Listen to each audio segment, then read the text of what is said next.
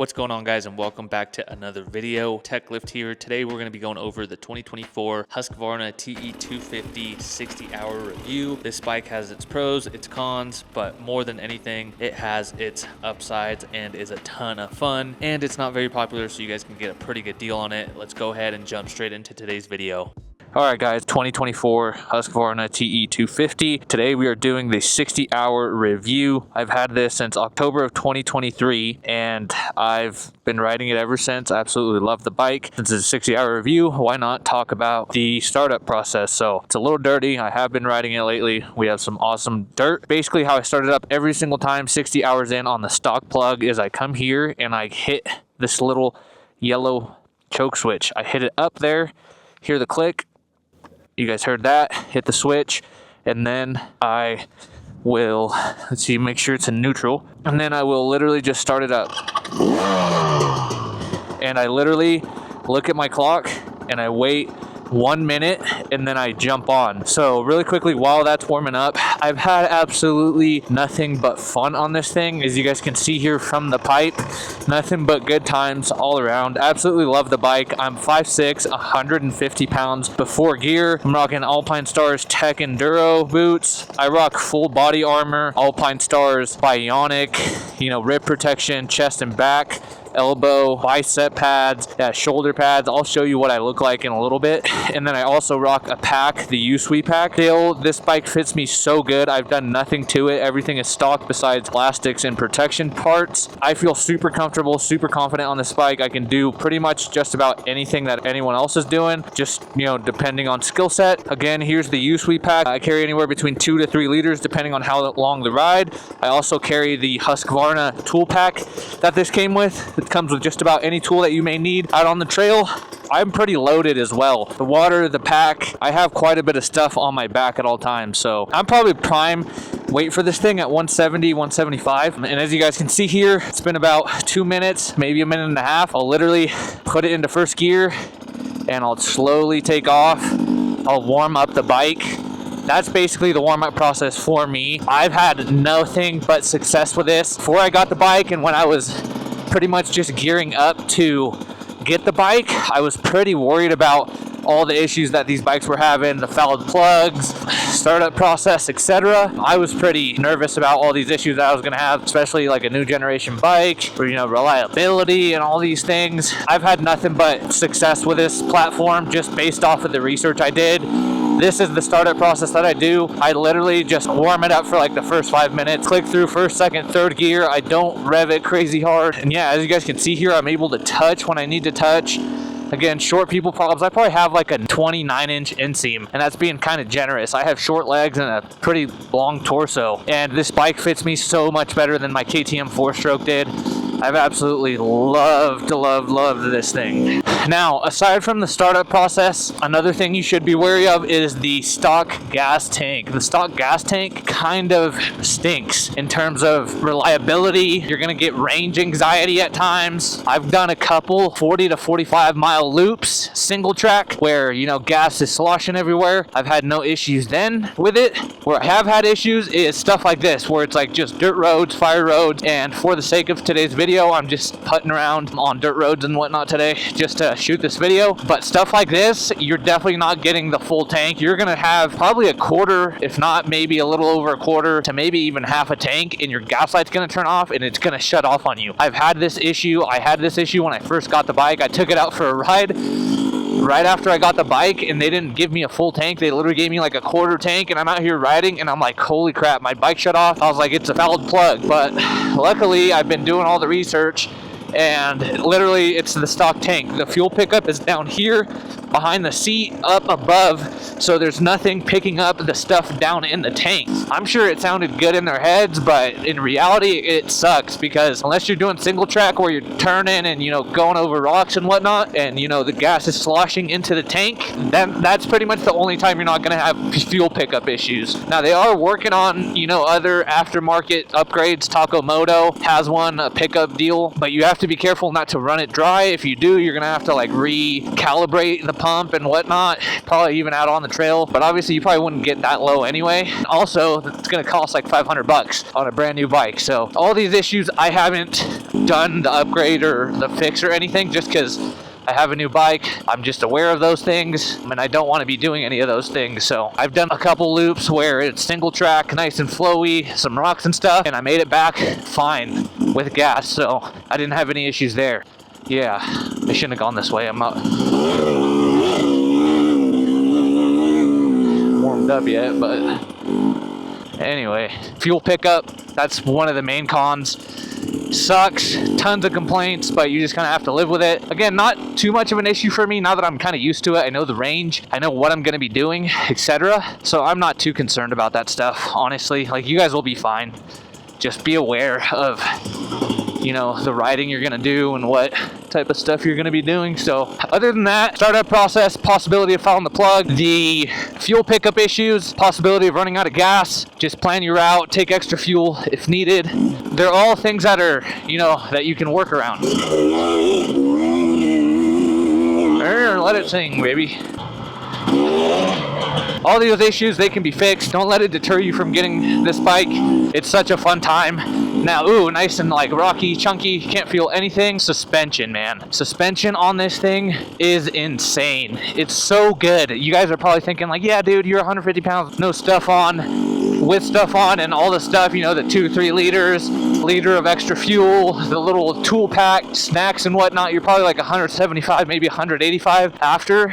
I probably am, and that's what this is meant for out of the box. But even heavier people have said this is the best out of the box suspension they've ever had, especially, you know, just in these recent years. The suspension is absolutely amazing. Now, I can't be biased, but I can tell you my experience. I came from an MX bike, 2023 KTM SXF 250. Obviously, the suspension was tuned for freaking big jumps and motocross, which I was not doing. I wanted to trail ride. It was absolutely terrible. But going from that example over to this, you know, trail riding enduro suspension out of the box, it's insane, man. I go over routes like nothing. I hit rocks like nothing. Absolutely freaking just so buttery smooth. I have no complaints with the suspension whatsoever. If anything, the suspension continues to amaze me. I'll pop up some clips of some loops I did recently where I was just like, man, I freaking love this freaking bike, just in terms of suspension, because a lot of times there's obstacles in the way and I'm like, dude, the suspension is gonna screw me over right now just because of, you know, this bump or this root or this rock, whatever it is. It's absolutely done nothing but improve my riding. That's exactly what you want on a trail bike, on a trail machine, is stuff like that, stuff that's gonna allow you to keep having fun and keep riding. Exactly what this bike has allowed me to do. Height wise, 2-stroke, just the maneuverability, being able to ride it like a mountain bike and just have fun. It's freaking absolutely awesome. Everything about the bike has just allowed me to have fun for the type of riding that I do. Just pretty much just go out, have fun on the type of stuff that we do. It's anything that I've wanted to do, or, you know, all the things that I got a dirt bike for, this bike has allowed me to do, and allowed me to have pretty good success at it, if you will. It's been awesome.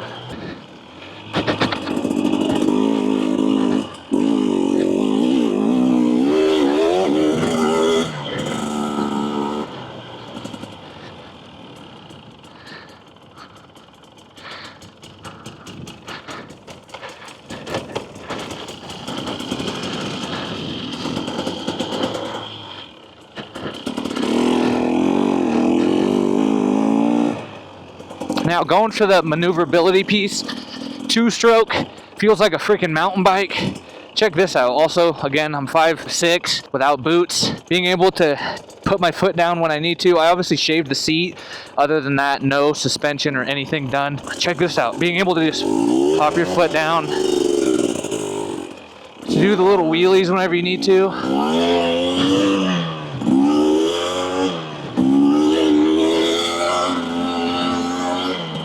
It's awesome. Like, I know you guys are probably like, that's simple stuff, that's noob stuff. Maybe it's just your inexperience of riding, but to me, it's stuff like this being able to handle it, maneuver it, be able to touch, you know, obviously get used to how you're going to be touching, that really makes or breaks your ride. You can go from having a good ride, but those times where like you tip over or you can't do something super simple because of the maneuverability, how heavy it is, maybe you can't touch all the way, that can really leave a bad taste in your mouth, especially when you're a new rider. I'm a new rider. I've only been riding a year and a half, 2 years, coming up on 2 years. Stuff like that is what makes the difference for me. So definitely keep that into consideration. The Huskies run smaller in general. If you set your suspension up for your weight and your height, you're gonna have an awesome freaking time on this machine.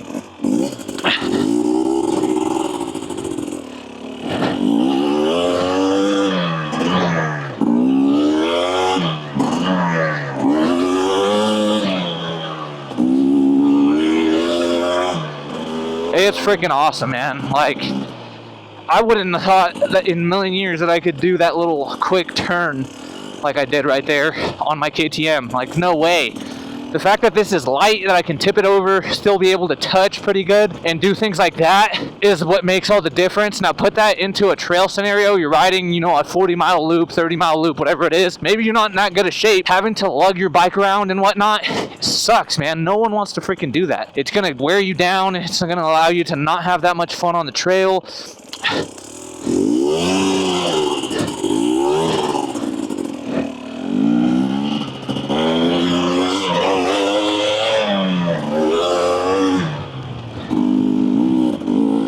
It's stuff like that that makes all the difference when you're out on a trail ride. You don't want to be holding people back because you're tired or because you don't know how to maneuver your bike, people helping you, this and that.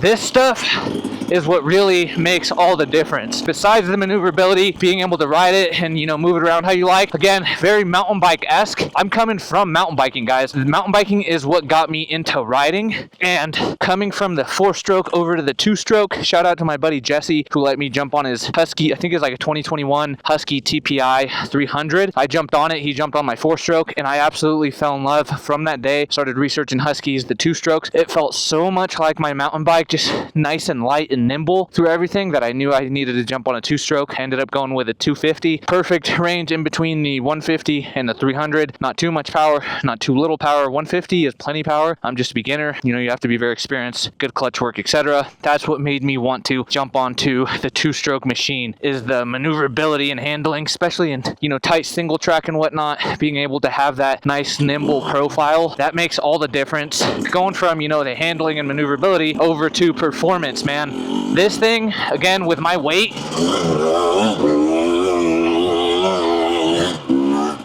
I know people that do have 250s and they're probably 220 plus pounds. They probably have to respring the, you know, the rear suspension and whatnot. But other than that, plenty of power, also depending on the gearing. 300 is not that much more, but it can make all the difference in, you know, your current situation. But 250 is plenty of power. I'm doing everything that people on 300s are doing 450s. Again, that might be just a preference thing. I've seen a heavier guy on a 150 make massive hill climbs, guys. Is that going to be efficient in the long run? Probably not. He probably wants a 300, but even then, it's like, even then, it's plenty of power for them.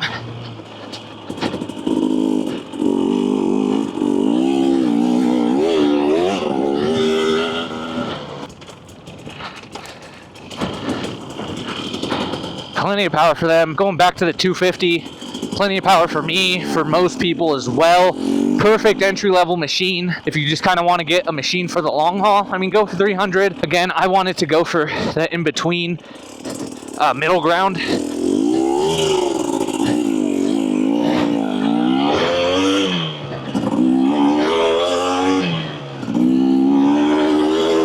Perfect machine for me, especially the type of riding that I do, which is mainly single track, you know, single flowy stuff. I'm not doing any crazy hard enduro. Hill climbs, I'll do some hill climbs here and there. This thing gets me up every hill that I've needed to in third gear. Again, a little bit comes with experience and skill, but for my skill level and whatnot, for what I do, this thing is plenty for me. Now, check this stuff out. Being able to stop where you want to stop. Pretty neat. Being able to do all this type of stuff. Power wise on the 250, you're never going to be lacking. If you're doing a little bit of harder stuff, you might end up wanting a 300. But for the vast majority, 250 is gonna be plenty of power, guys. Like, you guys don't have to worry about that one bit.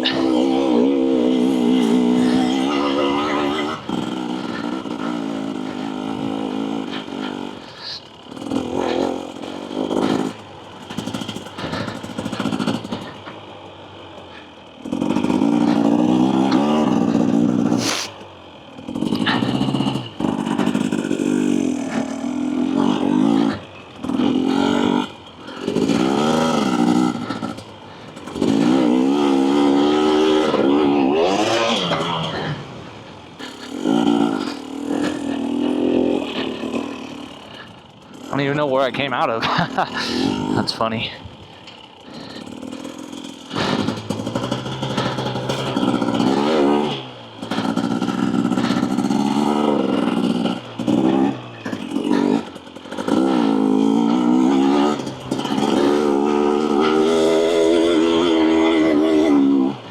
Oh, see that rock just coming out of nowhere? Suspension absorbs it up. Normally you would have been toast right there. You would have been bucked off. You would have been flying. You would have been not a happy camper right there. Probably would have ruined your ride. Probably would have ruined your confidence.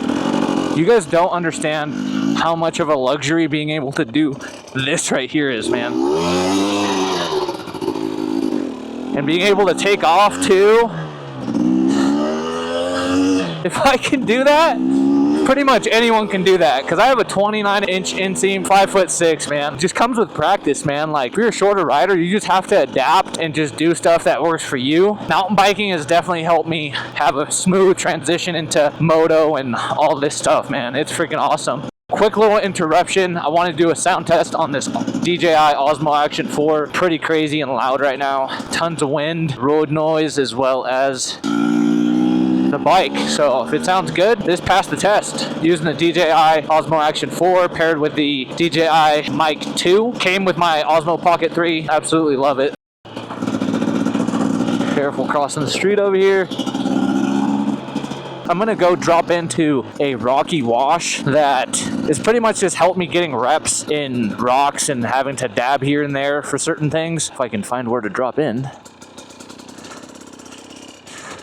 Now this is also a place that made me realize that I wanted the two-stroke and just overall enduro suspension, because over there I stopped because I stalled the bike right on pretty much the edge of this pretty much just mountain slash hill right over there, man. So I pretty much stalled the bike toward the top of it, and the suspension just from stalling it, you know, kind of bucked me forward and then bucked me off to the side. I took a tumble off that hill, man. It was pretty sketchy. Again, no, it might not seem that bad, but as a new rider, it definitely kind of like shocked me a little bit, like, whoa, dang. And I knew it was because of the suspension. I knew that it wasn't anything, you know, on my part other than the stalling part, but still, just riding the correct machine for your style of riding, you just open my eyes, and the suspension just continues to shock me. Anytime I do any stuff that I'm like, wow, my KTM would have for sure got me toast. Like a rougher suspension on this rock or this, you know, big bump or this route, it would have not been very good for me. So just noticing that just also just keeps reassuring me that I made the right decision to switch over to this machine. My wife hears all about it every single ride, just how much I love the bike, how much I love the suspension, how much of a good decision switching over was for me. So all this rocky wash, we're gonna go and ride it right now. I want to talk about the map switch here, which is pretty cool. Alright guys, so let's talk about this map switch. The 2024s have this map switch that allows you to go from green, which is a very aggressive map, to white, which is a low aggressive map. Pretty much just allows you to have a little more traction, a little more lug, especially in rocks and stuff where you're kind of like padding back and forth. Maybe like you're trying to get up a hill that you know, didn't make up, which I'll throw an example on. I did a massive hill climb, made it like more than 3/4 of the way. There was no way, I knew that I could have just kept going, so I threw it in the white map, gave it a little bit of gas on the clutch, and just pretty much just crawled up this super steep hill. And that's basically what this mode allows you to do. Absolutely awesome for single track and trail riding. So let's go ahead and fire this bad boy up and pretty much just like go nice and slow through this little rocky wash. Now this isn't anything insanely technical, but I want to give you an example of it. And if I'm able to do this, you guys are probably going to be able to do it too, more than likely. Just, you know, the lugging and whatnot. Again, you guys are gonna notice the suspension here. Freaking awesome. Barely feeling these rocks. It's not like throwing me off like crazy. It's really absorbing everything. And also my suspension is literally the suspension, nice and absorbent. Check that out there. There's been a few times where this white mode has just basically allowed me to continue on sections that I didn't think I was going to be able to. I thought I was like, man, I'm stuck. I don't have, you know, like mooses or anything. I'm running tubes. I'm not able to touch or something along those lines. But it just keeps lugging, man. Obviously, you're on the clutch and you're controlling it with your clutch.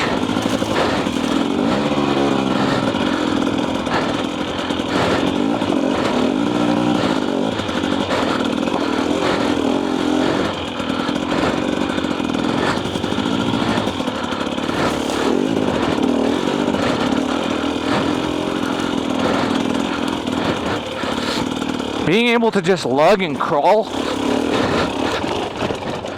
is awesome.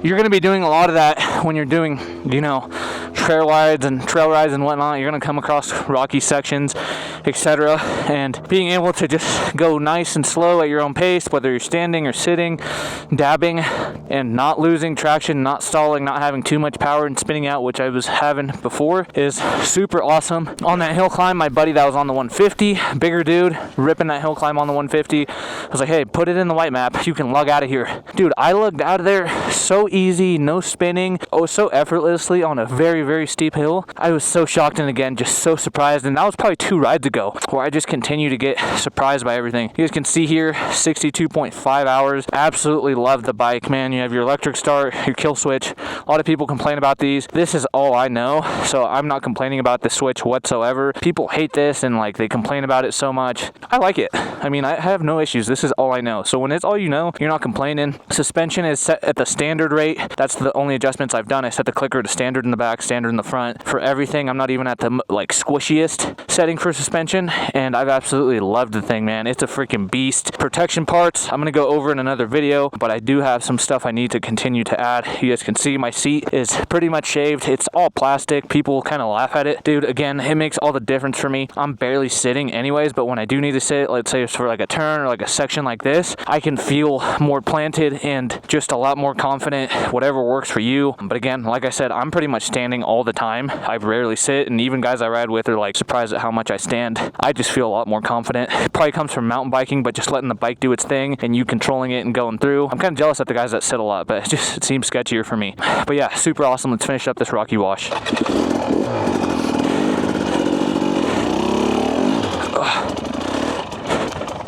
My bike boot got stuck on my peg. That was sketchy.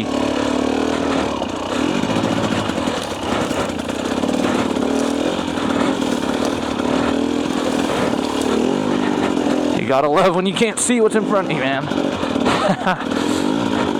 Again, the suspension just soaking up rocks and getting you nice and planted back to where you need to go. Friggin' awesome.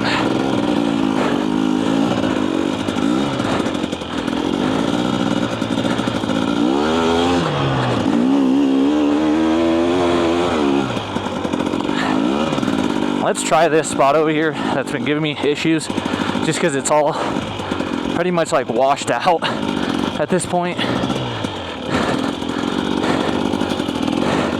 It's literally like right on the edge. This is where I got bucked and I needed that suspension. It's where I had that realization, man. You guys can see there. Slippery, but luckily the dirt is good. Gave me the grip I needed. Let's go.